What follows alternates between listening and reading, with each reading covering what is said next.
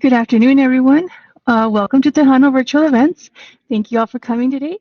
We are going to have some really cool information to share with you.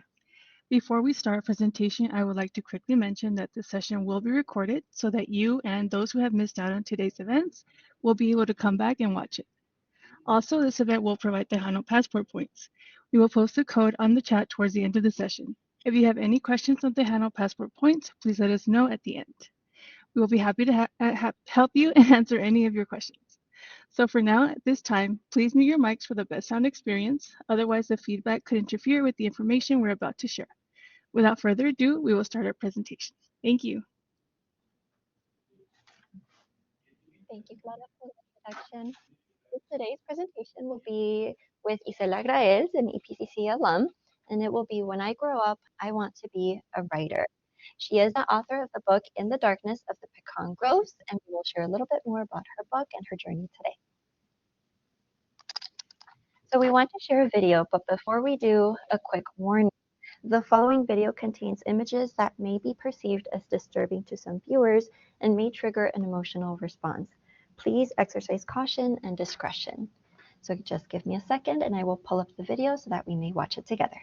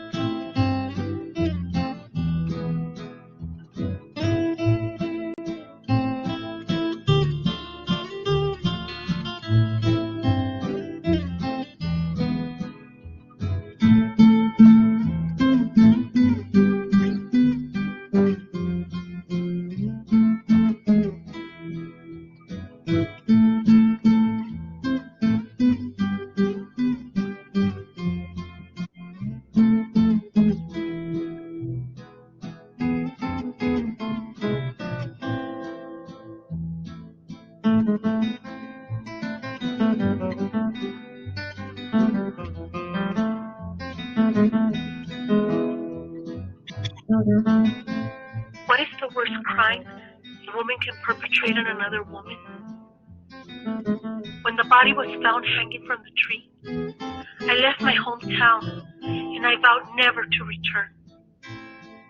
But the sins of my past haunted me, and every time I looked at myself in the mirror, I could see the ugliness of all the wicked things I had done. I could see the ugliness of all the wicked things that had been done to me. Now I shall go back to the pecan groves, and in the darkness, I hope to find forgiveness. I hope to find redemption. May God forgive me. May God forgive us all.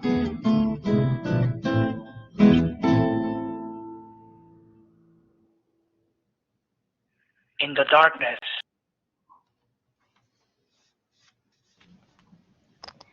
In the Darkness of the Pecan Groves, it is Isela Graells' debut novel, and it is a terrifying and captivating tale of betrayal, vengeance, and the dreadful consequences that come from the unspeakable choices we make for love.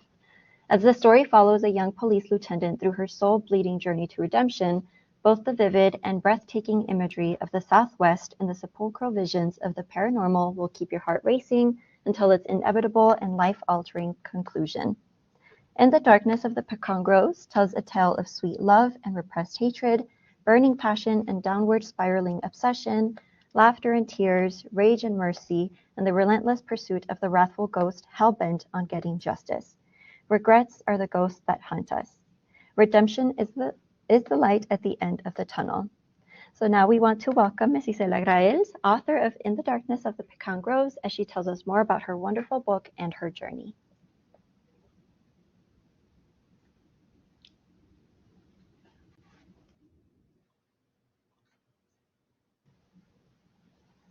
Go ahead, Ms. Graells, we hear you. Thank you.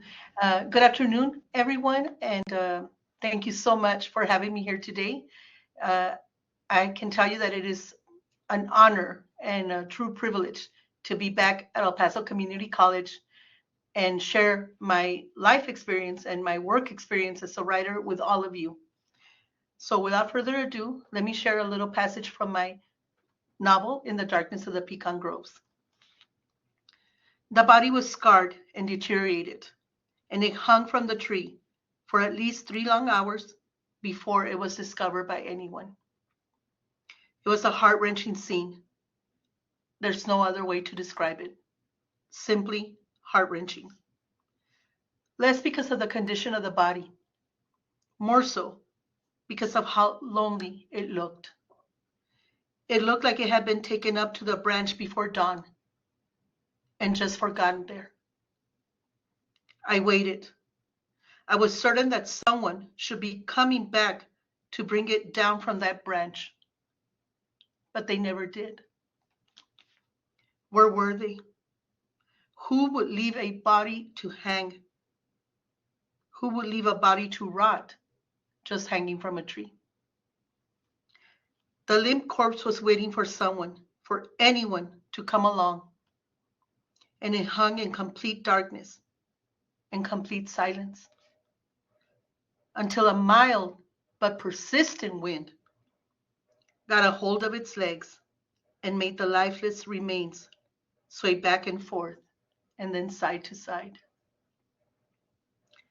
The body's movement was graceful and constant, commanded by the determined whispers of chilled air that shifted and curved around the pecan trees on the left, then through the one standing before it. The persistent wind, now in control, kept time, and the small, frail body alternated its direction as if it were dancing a waltz, a last dance. Back and forth, then side to side, again and again, forming a cross with every twirl. The corpse kept dancing in complete darkness, in complete silence. While the limp figure continued to sway in the repetitive sequence, the friction between the branch and the rope slid into a rhythmic moaning that sounded more like a painful lament, a painful sobbing. It was an old but familiar lament, something from a past life, a pale hint of a memory.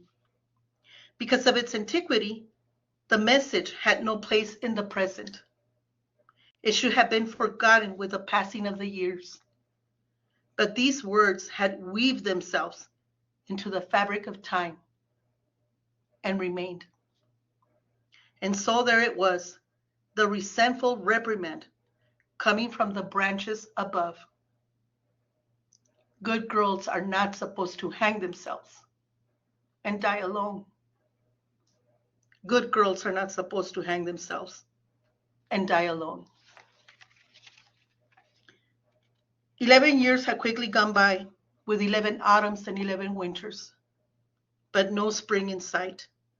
And to me, it seemed like it was only yesterday when my cousin Ana Rosa took a rope from her father's tool shed, dragged it through the soil of the pecan groves of the Zamora's family farm, tied it to a sturdy branch, and hanged herself on a dark, cold, and bitter November morning. The calendar hanging from my bathroom wall read 2002, and the realization that so much time had passed overwhelmed me. Had it really been so long? Why hadn't I noticed? How could this happen? The question had never left me, never in 11 years. Ana Rosa was better than all of us, and she deserved better. No, no, no. Good girls are not supposed to hang themselves and die alone. But Ana Rosa did, and we never saw it coming. Never could we fathom such a thing, not in our worst nightmares, and not even when she had confined herself to her bedroom just a few months before. The certainty of time. Everything changed after that day. It was inevitable. When I look back to the scene at the pecan groves, I cannot help but to conclude that time is truly amazing. It is powerful, and it cannot be controlled by anyone, especially not me. For those who are good, time is a gift. Time can heal the deepest wounds and be a blessing for those who are suffering. Time can turn a dream into reality. Time can transform a bad decision into an inconsequential and distant memory. Time turns our mistakes into lessons, our faults into strengths, our goals into achievements, and our challenges into triumphs. Progress, change, and growth are all possible only through the passing of time. For all this, time is a true godsend. But for those who are wicked, time is a life sentence, a curse. Time withers away beauty, it corrodes steel, and it kills hope. It can drag itself and make torment seem eternal. I had changed the bathroom calendar 11 times to no avail. Time had been unapologetically cruel to me. It had rushed by me and had also stood still. It had turned being alone into being lonely, being disillusioned into being bitter, and being afraid into being downright terrified. It takes time for things to, for, excuse me, it takes time and things for people and things to become what they are to become. And in 11 years, Ana Rosa had gone from being a beautiful young girl, full of life and loved by everyone, to becoming a tale of horror feared by all. She had become the kind of ghost story small town people tell tourists and each other to make life in a small town more interesting. In the blink of an eye, our once happy and carefree lives had been shattered. And now, time had turned Ana Rosa and me into something very different from what we had once aspired to be. She was now the ghost in the pecan groves, and I was now the girl with a harlequin smile. That is just a little excerpt from my novel, In the Darkness of the Pecan Groves. And I can tell you that I always wanted to be a writer. And even as a young girl, I knew exactly what that meant for me. I knew that it didn't mean that I was going to be writing as a hobby from time to time in my spare time. It didn't mean that I was going to share my stories with friends and family. I wanted to be a writer. I wanted to be a published author. And I wanted my books to be on the New York Times bestsellers list. So if you take anything from our time together today, I want it to be this. If you're going to be a writer, if you want to be a writer, be a writer. Be honest and true to yourself and commit to your job, to your career as a writer. Because even as a little girl, I wanted my books to become TV movies. I wanted my books to become TV miniseries. I wanted my stories to make it to Hollywood. I can't tell you how many times I envisioned myself walking up on stage to accept my Oscar for Best Writer. I even had the dress in my mind, very clear image of the dress that I was going to wear for that night. And it was easy for me to dream because I was never at a lack for encouragement. In fact, my parents family, friends, my teachers were very supportive of my dream of becoming a writer. It was in the 10th grade at Riverside High School in El Paso's Lower Valley when Miss Navarrete, my English teacher, pulled me aside one afternoon and said, Isela, if you ever commit to stop being the class clown and you actually focus on your writing, you're going to make a great writer. I can't tell you what her words meant to me at that age. But if I had been intent on becoming a writer before that moment, now more than ever, I was determined to make my dream of becoming a writer true. So that's exactly what I did. At 16 years old, I began writing In the Darkness of the Pecan Groves. I didn't know what I was going to call it back then. I just had a story. I had a love of ghost stories, and I had a love for victim advocacy. Even before I knew what victim advocacy was, my mother always said I was a victim advocate. So here I had a story that I wanted to write. And I was never, I had a story to write. And I was never happier than when I was writing. Now I was a writer until someone told me that I couldn't be. On my senior year, I went to pay a visit to my academics guidance counselor, and he said to me, Isela, I want you to focus on studying a real career. I need you to focus on getting a real job. Most writers never get published, and even the writers that get published hardly ever make a living off of their writing. I was crushed. As a writer, you'll find that if you're a writer, you're an emotional being.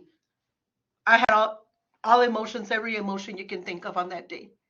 And my dream was crushed. And he didn't exactly kill my dream, but I can tell you that the dream was on life support for a very long time. So I took his advice and I came to El Paso Community College. I enrolled and I chose as a major business administration. I enjoy business courses. I had taken them during high school, so I did well. But eventually I lost interest and I quit school. Now, not everything was a loss because it was during my last semester. In fact, I believe it was the spring semester of 1994, history class, when I met a tall, handsome young man who became my best friend. So almost a year later, we started dating.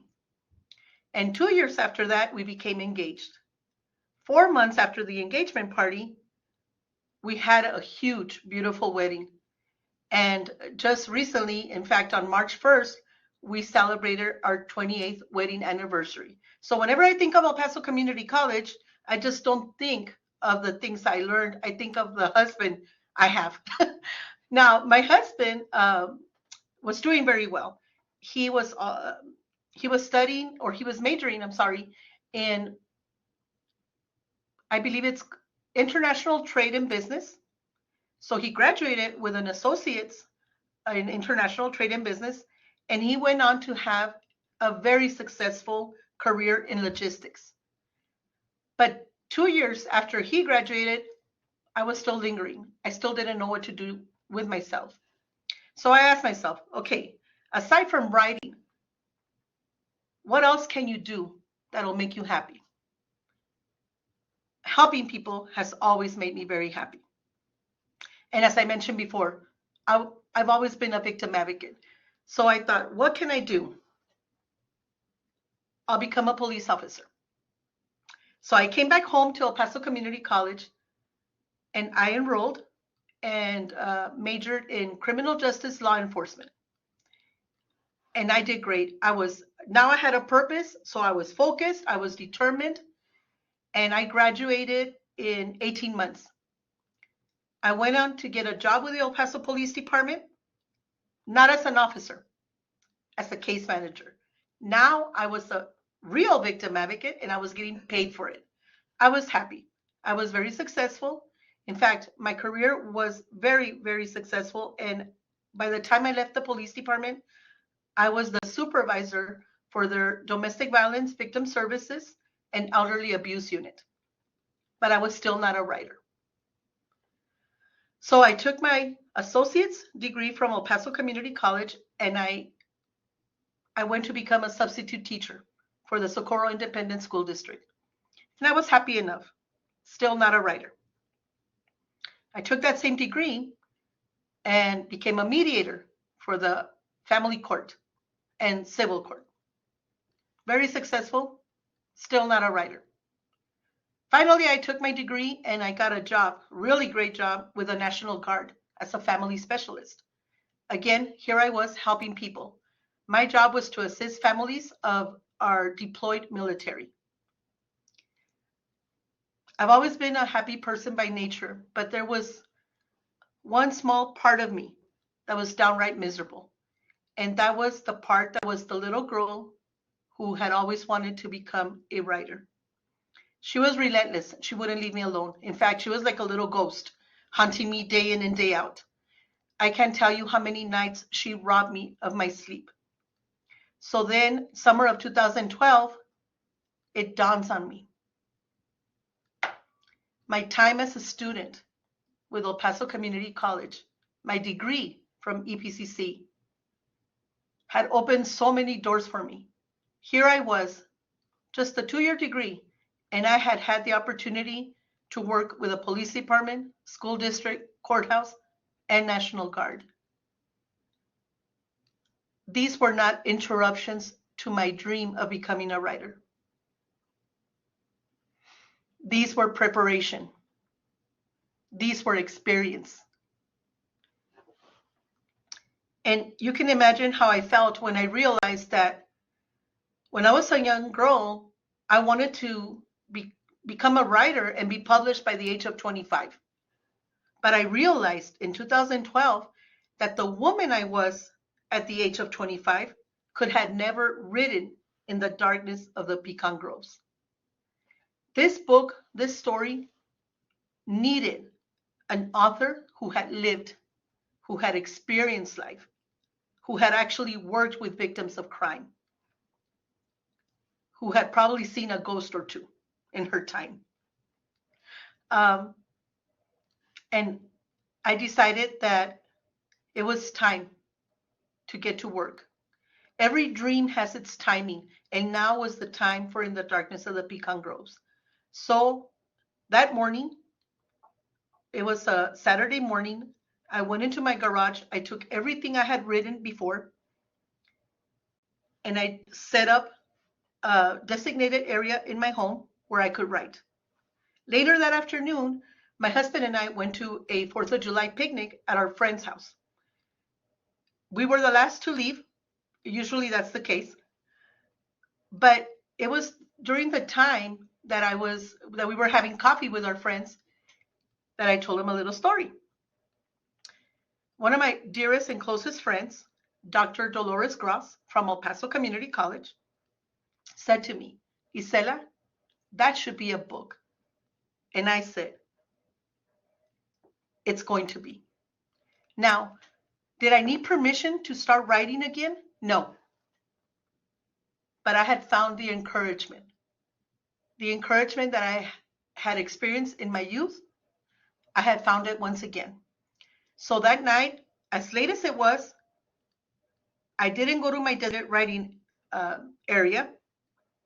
I stayed in the living room and I began to write. Now I had the guts of a story. But as it turns out, I didn't have a beginning or an ending, and I got stuck. Again, El Paso Community College comes to the rescue.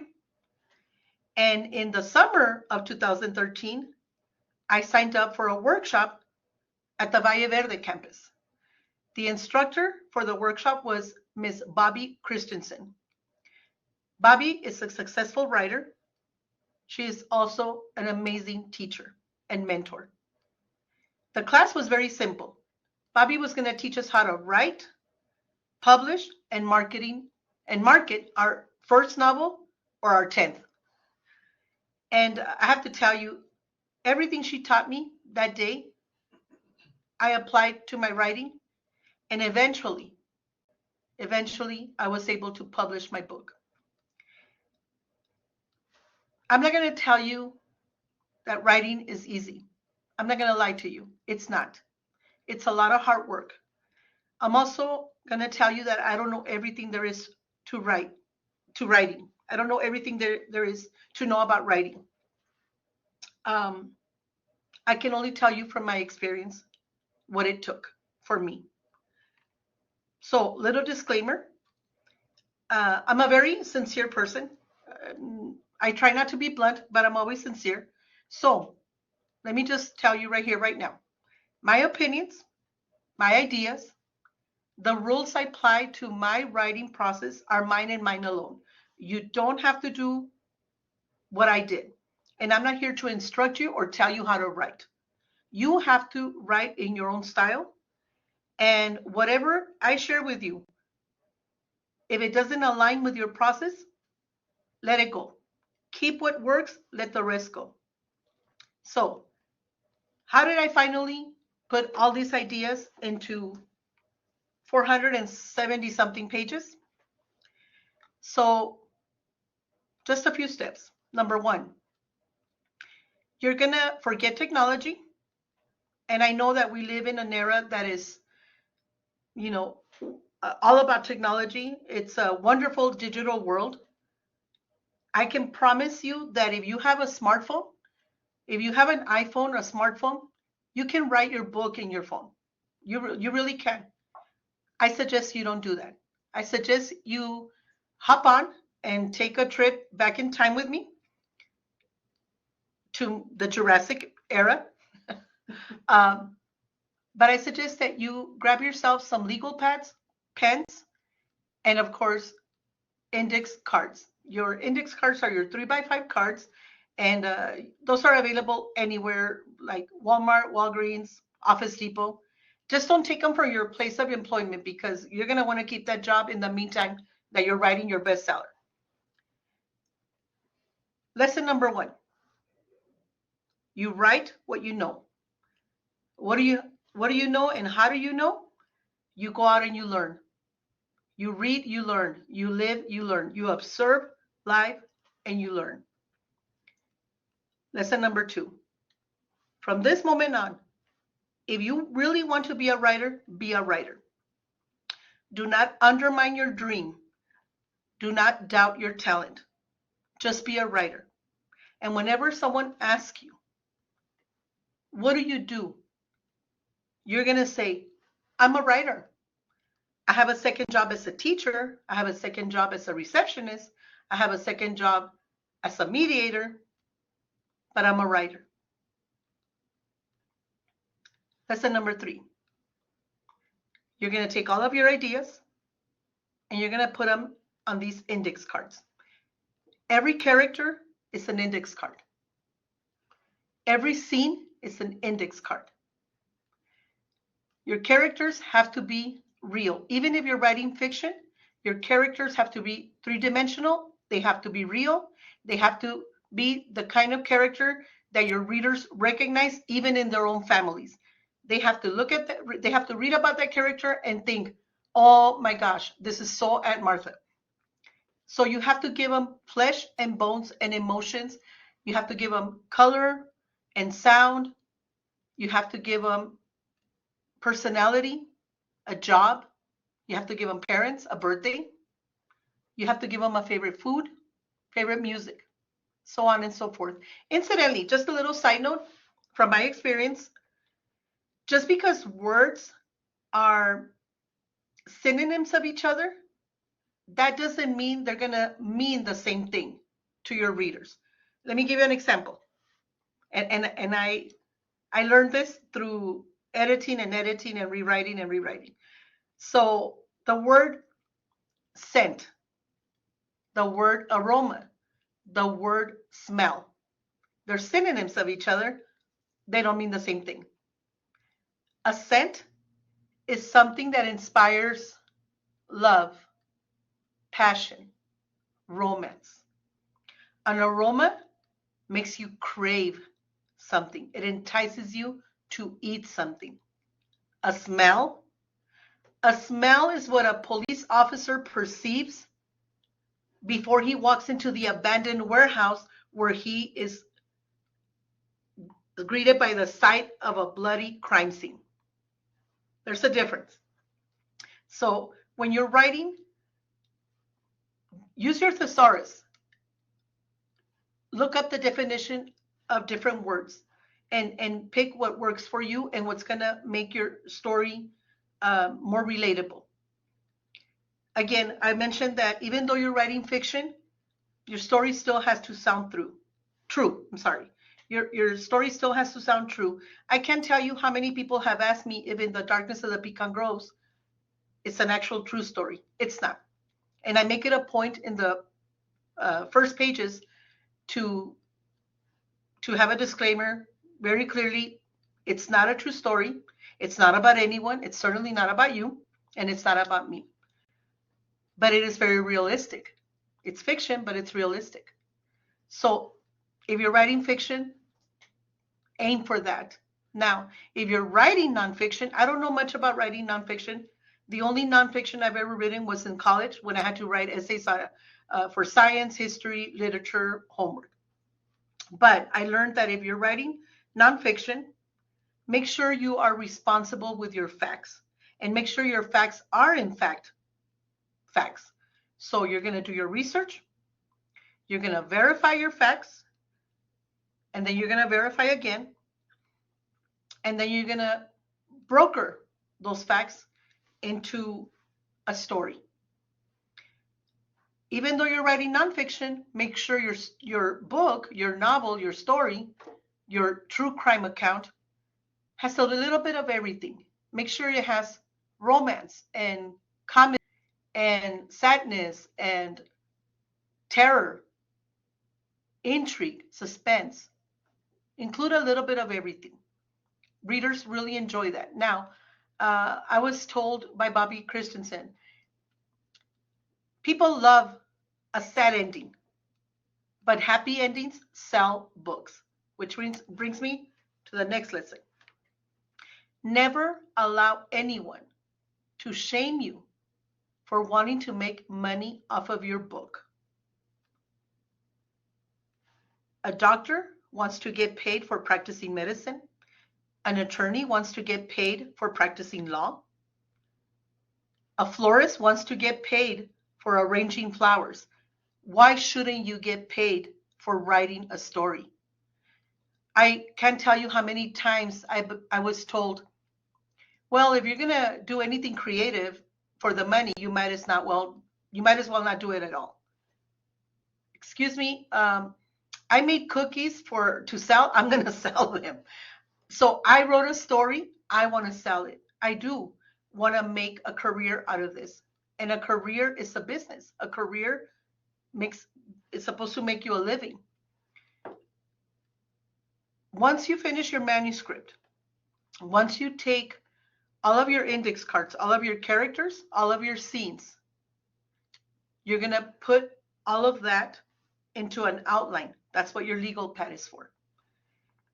I found out through composing my outline, there are Roman numerals I didn't know existed. I didn't know L stood for 50. Now I do. The more you write, the bigger your story is, the more Roman numerals you're going to have. Don't be frightened by this, okay? And don't let anybody tell you, well, your story should be shorter. Your story is going to be however it is, whatever you want it to be. My story is 478 pages long, but it is awesome, if I say so myself. I'm a little biased. I wrote it. But, so you're going to take your index cards and you're going to create an outline. And now that you have your outline, you're going to start writing your manuscript. By this time, you should have a title. You can change your title anytime you want before it goes to print. Don't worry about that. Give it a title and start writing with your first Roman numeral. Now, there's no reading at this point. You're not going to write 10 pages, stop, and then read what you wrote because you will never finish your manuscript. I started writing again in 2012. I just published my novel last year, 2024. What should have taken me 2 years took me 12. Why? Because I'm a Virgo and I obsess over details, and it doesn't help me. It didn't help me then, it didn't help me now. So if you read what you wrote, you're gonna get stuck in those 10 pages. Don't do that to yourself. Continue writing. Every week, strive to write 10 pages. If you can, great. If you can't, don't worry. Write what you can. Write until you have a completed manuscript. Now, a completed manuscript is not going to be perfect. A perfect manuscript is not going to be perfect. I found out that hard way. I found that out the hard way. So here you are. You have a completed manuscript. You've been writing for 5 months. Congratulations. Now you're going to go back and you're going to read. And this is where you start editing and correcting. At this point, I would suggest that you don't focus on grammar. I want you to focus on the details, on what makes your story flow. This is where you're going to make your sentences better, your paragraphs. And you continue throughout your manuscript. Now you're done once again. So now you've done it, you've written it twice. You go back and you read it again. This time, you're going to take your sentences and you're going to start shaping your paragraphs. You're going to find that your paragraphs are going to change a lot. And if you have changes, that only says that you are writing. Now, this is where you find out what paragraphs go in what chapter. Don't feel bad if you have a chapter that is 1 page long. I have chapters that are 1 page and a quarter long. That's okay. That's all I had to say for that chapter. Don't think that you are making a mistake or that your story is not going to look right. It's not about how it looks. It's about how it reads. Okay? So now you went through your whole manuscript. You have 300 pages and 20 chapters, and you're happy. You're happy about what you wrote. Now you're going to read it again. And this time you're going to edit for grammar.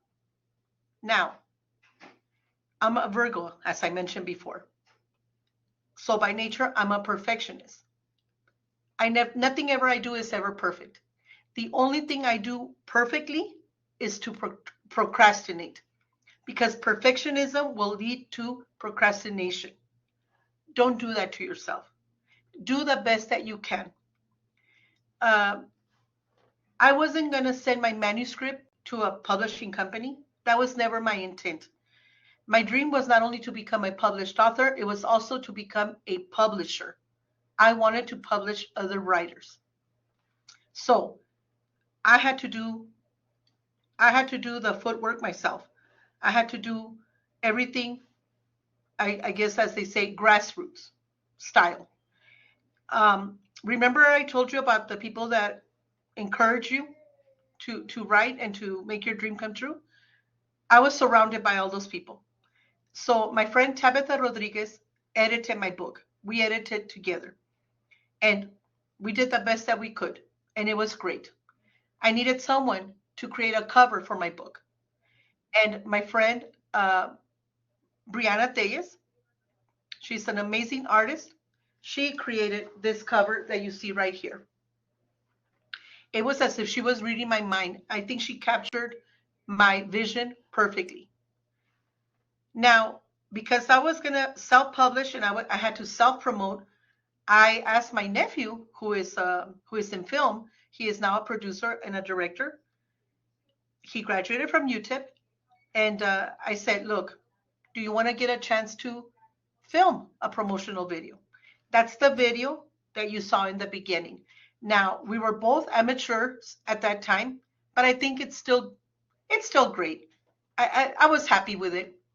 During the filming of this video, we were out in Mesilla, New Mexico. It was in November. Actually, it was November 2nd, the Dia de los Muertos festival. And it was cold. I couldn't believe the difference in temperature from El Paso to Mesilla, but it was really cold at 5:30 in the morning. And because it was so cold and it was humid, we had fog. Nature had given us the gift of fog. So my nephew had my niece walk through the fields of the pecan groves, and my sister snapped the picture that you see in the back cover. That is that picture right here. I think had I wanted for her to look like a ghost, it would have never come out the way it did. So I asked Miss Brianna Tellez again to take that photograph and arrange it for a back cover. Miss Tabitha Rodriguez once again stepped up and she created the synopsis on the back of the cover. I had all my friends helping me. Now, I couldn't pay them what they deserved, but I did pay them a little something, and I think it's only fair. If I want to get paid for selling a story, they should get paid for editing and for their graphic art. I asked my friend Karina Dinkle to help me promote the book, and she's really good with social media, and she understands social media better than I ever could, so she stepped up to help. Now I needed a printer.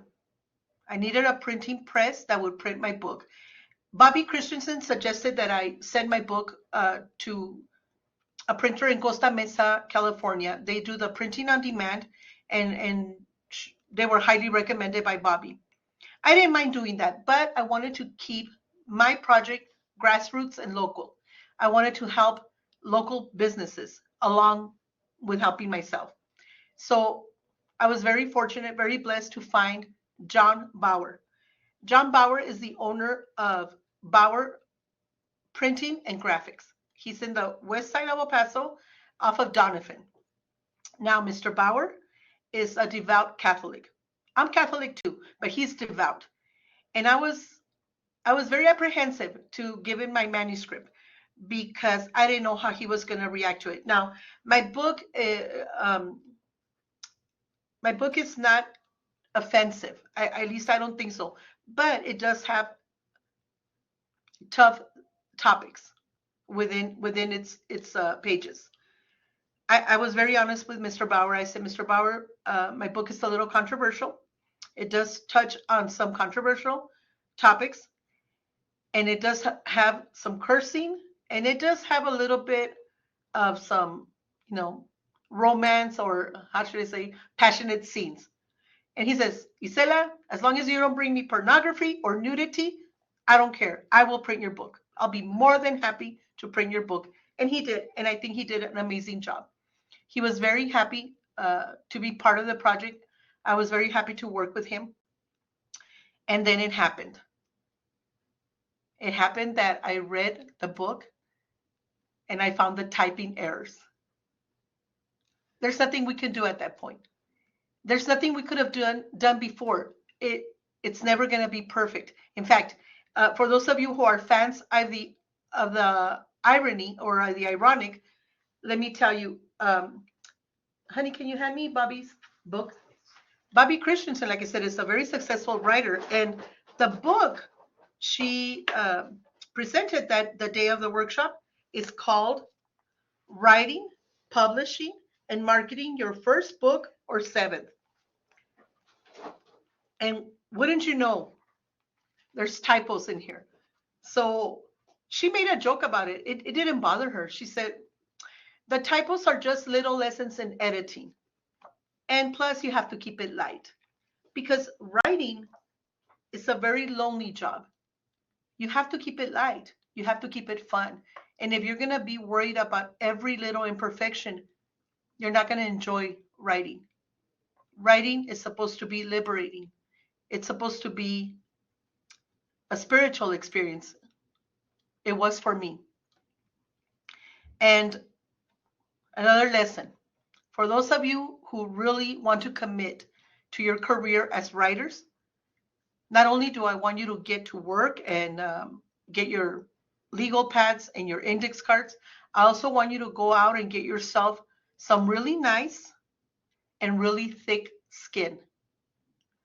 Because while you have people cheering you on, believing for your dream to come true, supporting you throughout the process. You're also going to get your critics. You're going to get the people who are going to tell you, you know that there's a typo on page 22? Yeah, I do. I wrote it. I read it. I saw it. It was after it was printed.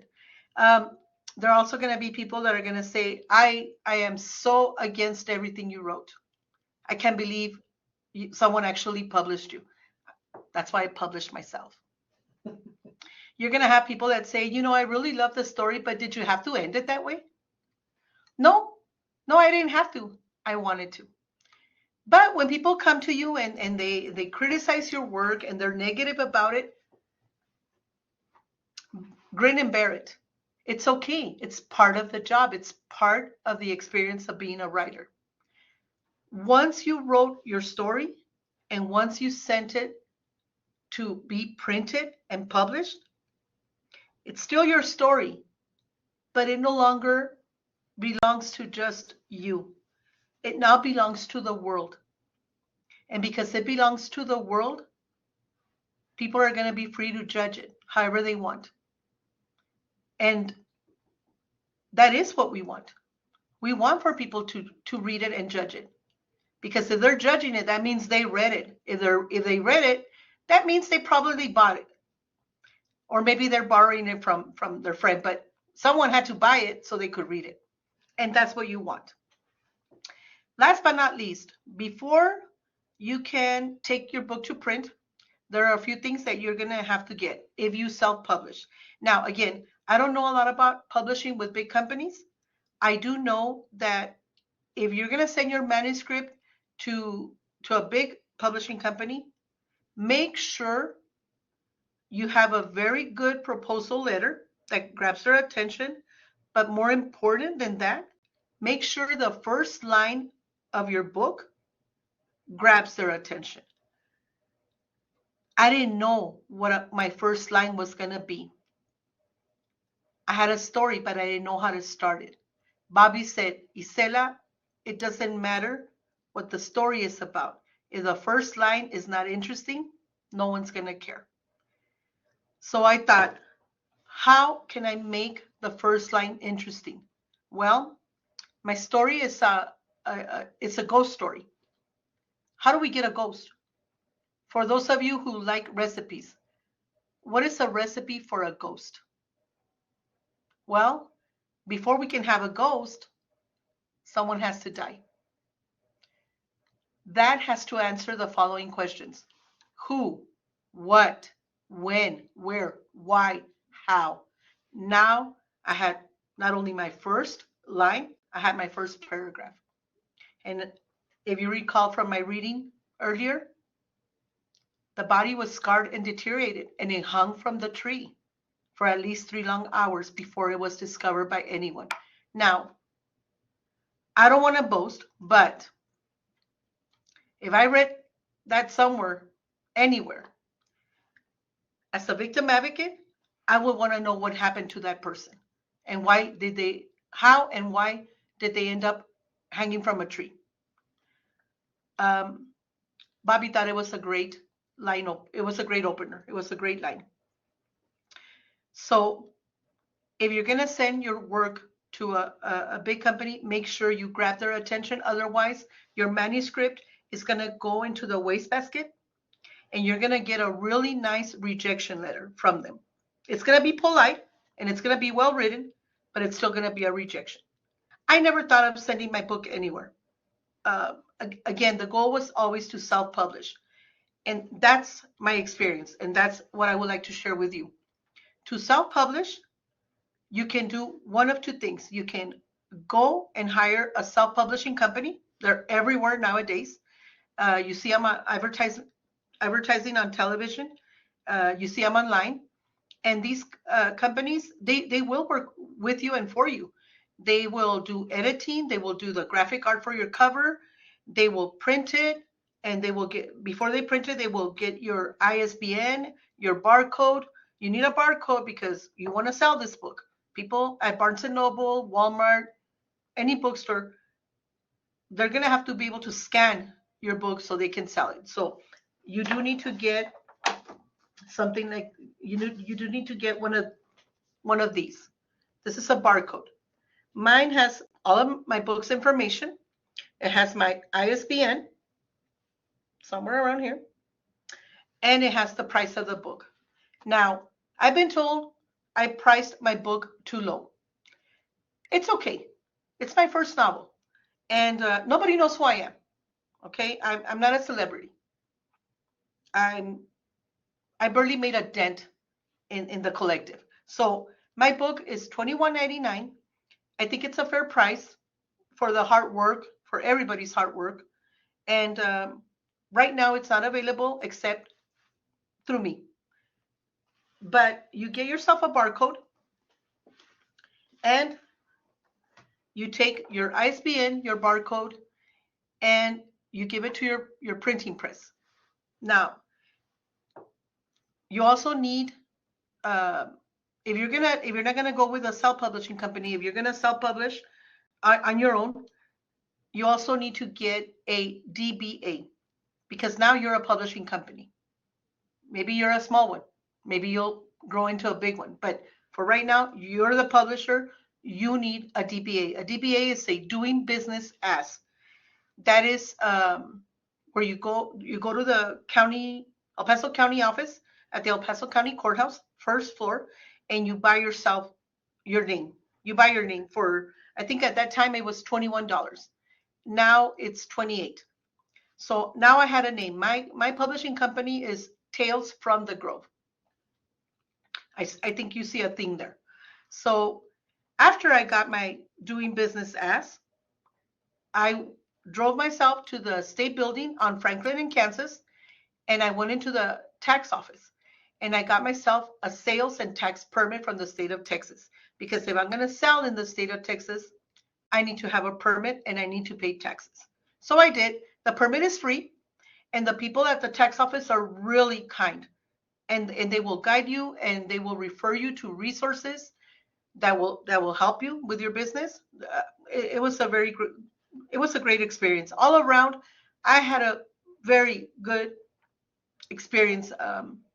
People that I worked with, they were always amazing to me, and they made this possible. They made everybody that worked with me made the book possible, and I made it a point to thank everyone in the first pages of my book, because if people are going to help you through this journey, you are going to have to show some gratitude. It's a labor of love, and yes, you are going to write the story on your own. No one is going to help you. No one can really help you, especially if you're writing fiction. But everything that happens for the book, you're going to need help. So make sure that you show some gratitude. People who help you are the people who really want to see your dream come true. These are the people that care to see your book at Barnes & Noble, at Walmart, at Sam's, wherever. So I don't know if I'm forgetting anything, but I guess one thing I do want to emphasize, I chose to write fiction for two reasons. Number one, fiction is very liberating. It's only limited by the limits of your imagination. Two, I chose fiction because there's less lawsuits in fiction. Nonfiction, though, you're going to be writing facts. Facts about true crime, about someone's biography, your autobiography, about something that happened in your family. You're going to be writing about historical events. So you are going to have to do your research, and you are going to have to verify those facts. You're also going to have to be ready, because there are going to be people who are going to want to sue you if they think the facts are not actual facts. Also, if you're writing about a historical event, the people that participated in that event might have a problem with you writing about them. I suggest that if you're going to write about your grandfather's story. Your grandfather is thrilled. You're going to memorialize his history. But maybe Aunt Martha is not so happy that you're going to do that. Okay, so if you're going to write about your grandfather, you're going to write about your family. Make sure you get Aunt Martha's permission and you get her to sign a release. Because when you start making millions off of your grandfather's story, Aunt Martha's going to want to come and sue you so she can get her little cut. I stayed away from nonfiction. I thought, nope, I don't need the headache. I have enough headaches with writer's block. By the way, in my opinion, my personal opinion, writing fiction leads to more incidents of writer's block than with nonfiction. With nonfiction, the facts are there. It already happened. All you have to do is write an account of what took place. That's not to say that you don't have to do the work. You do have to go into your research. If you're writing about true crime, you can go into the county webpage of your city, of your town. You can go into the city webpage. Criminal records, civil records are all there. They're public. They're readily available. You might have to pay a fee to get files, but the facts are there. You just have to put them in order and broker the facts. Now you're a truth broker, and you're going to arrange those facts in a way that they tell a story. When you're writing fiction, the story is nowhere but your mind. And everything from the first page to the last page of In the Darkness of the Pecan Groves came from the dark corners of my mind. Now, it's not to say that I'm a dark person. When I say the dark corners, I mean those places that you usually ignore. That's where the story's going to come from. That's where your nutty side is going to come out and say, hey, how about this? Mine is a ghost story. I had to go to those dark reaches. And I had a lot of fun doing it. But I did get a lot of writer's block. The first time I had writer's block, I was so happy. And you might think, what is wrong with this lady? How can she be happy with writer's block? I'll tell you why. It's actually really insignificant, but it meant something to me. I had writer's block because now I was a writer. You cannot have writer's block if you haven't written anything. But here I was. I had writer's block, and it meant that I had written something. I was now a writer. My solution to writer's block is, again, you write what you know. So you get in your car and you drive down old Highway 28 and you become inspired. At least that worked for me. You go out to the Starbucks and you watch people, you observe them. You get inspired. Do something to inspire yourself. But if you're going to be writing fiction, get ready for the writer's block. Another thing that Bobby taught us, and that it sort of worked for me. Now that you are a writer and that is your career, you have to go to work. Just like you go into your place of employment for your second job, you have to go to, you also have to go to work as a writer. So you're going to have to make yourself a schedule and keep to that schedule. Are you going to always be able to write during that schedule? No, not always. Which is why I also advise you to buy yourself a little recorder, because sometimes on your way to Walmart, you're going to get inspired. You're going to see a scene in your mind. You're going to be talking to your recorder. Okay? Make sure that you save it. One last thing, and I think it's just a little funny anecdote. I've always been a little nutty. People have always accused me of being a little nutty. I don't mind it. I actually enjoy it. But I remember the first time I thought I was just downright crazy, because I found myself talking to myself a lot. And I could hear it out loud, not just in my head, out loud. I wasn't the only one that heard it. My husband heard it too. And I remember the first time he walked into our home office and he said, "Baby, are you okay?"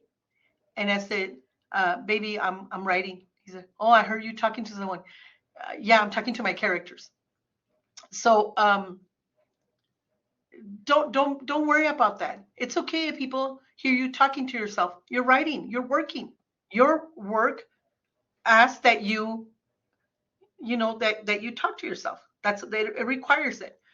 Now, it became a little inside joke for my husband and myself because it's I think it was 9 p.m.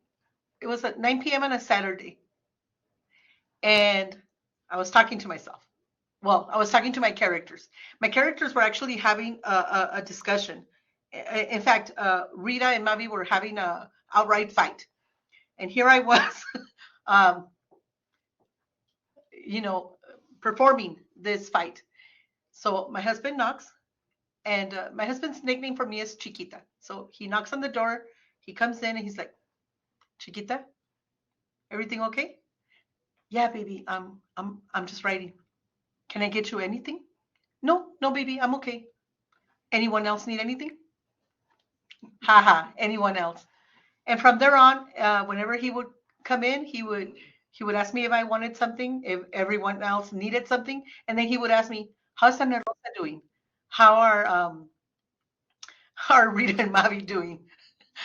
So that is one part of the writing process that I really cherish and enjoy because I got to share it with my husband, and he's always been very supportive. He's here with me now, and all I can tell you is if I can become a published author, so can you. When I said that my intention was also to become a publisher, I meant it. My company at this point is not ready to publish anybody else, but that is the intention. Even if I cannot publish you right now, if I can be of any assistance, if I can help you in any way, if I can guide you and save you some trouble. My father always said, smart people learn from their mistakes.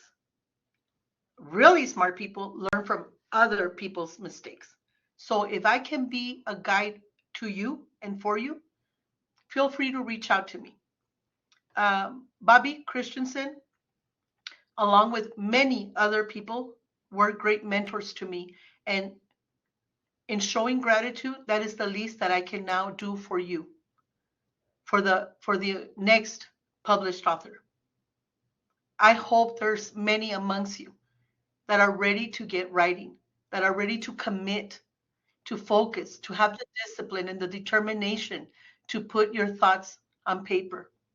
Put them between those two covers. I can't tell you how amazing it felt on November 16th, Saturday, November 16th of last year. I had a release party at the Double Eagle in Mesilla with all my friends and family. And holding my book in my hand was one of the best moments of my life. The first one was when I was married to my husband. I had many along the way, and now I had this.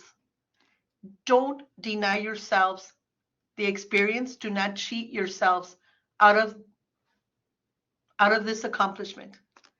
El Paso Community College is in fact the greatest place to start. Excuse me, I'm getting a little emotional. But it is the best place to start. It gave me my start. I didn't even know it, but it opened so many doors of opportunity. And in the meantime, I was training to be the best writer that I could be. Thank you once again. Thank you to everyone at El Paso Community College, to our facilitators, Gemma, Patricia, Lucia. Thank you to Dr. Dolores Gross. Thank you to everyone who's believed in me. If there is anyone that has a question, feel free. We do have a question. A bunch of people are asking us where they can get your book. Oh, okay. Okay, so then we did accomplish one. We did learn one lesson. We're here to sell books, okay? You are all here to sell your books, okay? So you can find my book. How should I say this without aging myself? Well, no, might as well. Okay, I told you that I was 38 years old in 2012. You probably figured I'm 50 now. So I'm 50 years old. I'm not very social media savvy. I'm working on it though. I'm working on my Facebook page, on a web page, and I think there's What was it you said? Oh, Instagram, and I'm supposed to make a video for TikTok. I'm working on it. In the meantime, though, you can get my book if you send me an email at talesfromthegrove915@yahoo.com. Yes, I still have a Yahoo email. And Miss Gloria, also, can staff put that in the chat, please? There it is. yes, There's the please. link, talesfromthegrove915@yahoo.com. Yes, thank you. Also, you can text me at, excuse me, I'm old. You can text me at 915-526-3340. If you text me, I am able to receive Zelle. I'm working on getting Cash App and Apple Pay. I'm also working on PayPal. I'm getting those together. Bear with me. But in the meantime, I do accept Zelle and I accept cash. Good old fashioned cash. And when you text me, make sure you tell me what it is. When you text me, tell me who you are, and tell me if you're doing Zelle or if you are gonna pay cash. And absolutely, if you want to text me because you have a question, if you want to email me because you have a question on how to get started, please, I'm only happy to help. I really am. And Miss Gloria, we can have some books if you have a few to share for sale. We can have them here at the El Paso Community College Foundation offices. If students want to stop by and purchase a book, we're at the ASC room A109 on Viscount, 9050 Viscount. And perhaps you'll be able to make a few available for purchase here at the EPCC Foundation. We're happy to do that. Actually, I did bring some copies with me, just in case I could entice someone with my reading and with that cover. That cover again. I'm in love with that cover. Yes, and we are. Whenever I see a noose hanging from a tree, I'm gonna be intrigued. That is right, and we are at ASC room A109. We're the A building, room 109. And so folks, come on over and purchase a book, because I know you're intrigued after hearing from Gloria and would like to read more. So you're going to enjoy it from a local author and El Paso Community College graduate. There's Miss Tabitha. You won't be disappointed. Awesome. Thank you so much. Is there anything more you want to share, Miss Grace? No. If there's no more questions, again, thank you so very much. Yes, ma'am. Yes, ma'am. Dr. Graells, they want to know what yes, I see a question there. Our hours, we're here, actually usually a lot longer, but we're here college hours 8 to 5. And so come on over with your cash, and we would be happy to sell you a book. And I see a question from awesome EPCC librarian Norma Ballinger, who says, how much is the book? Miss Gloria, how much is the book? So my book is priced at $21.99 plus tax. And 23. I'm sorry. What was that? Okay, and the total is $23.80. Oh, thank you, Patricia. Yes, I think it's reasonable. So yeah, $21.99 plus tax is $23.80. And like I said, again, I'm not a celebrity, so I think that's more than fair. And I want to be fair, and I want the book to be readily accessible for anyone who wants to read it. Now, again, I can't emphasize enough. It does have a label, a warning label, advisory label for emotional triggers. So if you have kids under the age of 17, exercise discretion. Like I said, it does have a few curse words and some passionate scenes. And again, it does talk about a death. So leave it up to you. All righty. Thank you so much for presenting for us today. It was a wonderful session. I'd like to take a moment to thank the audience for being here. And they're all saying thank you and congratulations. And we're very proud of you and your success. Before I let everyone go, let me go ahead and invite y'all to next week's session. Alrighty. So next week, April 11th, for Happy Math Hour at 11 a.m., we'll be going over Math 1314, linear and nonlinear systems. For Math 1324, it'll be the exam review 3. At 1 p.m., we'll have EPCC's career and transfer services to tell us what they have to offer. Thank you again for joining us today. If you have any further questions, you can put them in the chat or turn on your mic. Please let us know. If not, we hope you have a wonderful weekend.